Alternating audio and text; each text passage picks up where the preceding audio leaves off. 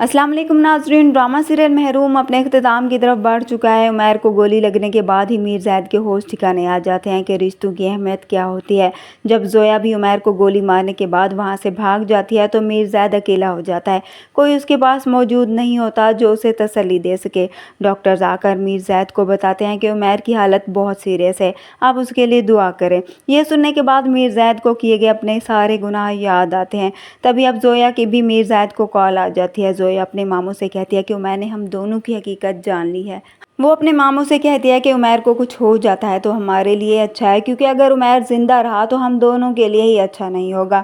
मीर ज़ैद को ये सुनकर बहुत गुस्सा आता है। वो ज़ोया से कहता है कि तुम दुआ करो मेरा बेटा ठीक हो जाए, अगर उसे कुछ भी हुआ तो तुम भी ज़िंदा नहीं बचोगी, क्योंकि मैं तुम्हें नहीं छोड़ूंगा। ज़ोया अपने मामू की ये बातें सुनकर डर जाती है और फ़ोन बंद कर देती है। मीर ज़ैद जब खुद को बेबस पाता है तो वो भागता हुआ अब नसरीन बेगम और ज़ायरा के पास जाता है।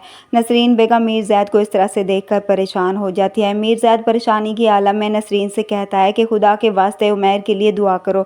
उसे कहता है कि हमारा बेटा उमैर हॉस्पिटल में ज़िंदगी और मौत की जंग लड़ रहा है।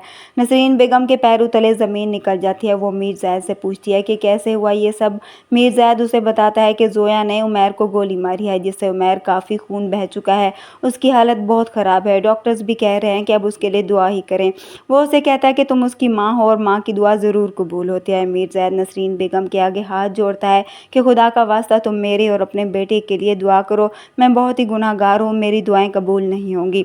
ज़ायरा भी ये सुनकर बहुत परेशान हो जाती है। अब मीर ज़ैद बहुत बेबस होता है। उसे अपने किए पर बहुत पछतावा हो रहा है कि आखिर वो इस दौलत का क्या करेगा, उसके पास उसके रिश्ते ही मौजूद ना हो तो। मीर ज़ैद जो अपने बेटे से बहुत प्यार करता है, उसे उमैर के साथ बिताया हुआ हर एक पल याद आता है। मीर ज़ैद अब यही दुआ कर रहा होता है एक बार उसके बेटे की ज़िंदगी बच जाए और ख़ुद ही अपने गुनाहों का एतराफ़ कर लेगा। इसलिए वो नसरीन बेगम के सामने भी अपने घुटने टेक देता है और उसके आगे भीख मांगता है कि वो अपने बेटे के लिए दुआ करे, क्योंकि वही है जो अपने लिए दुआ कर सकती है।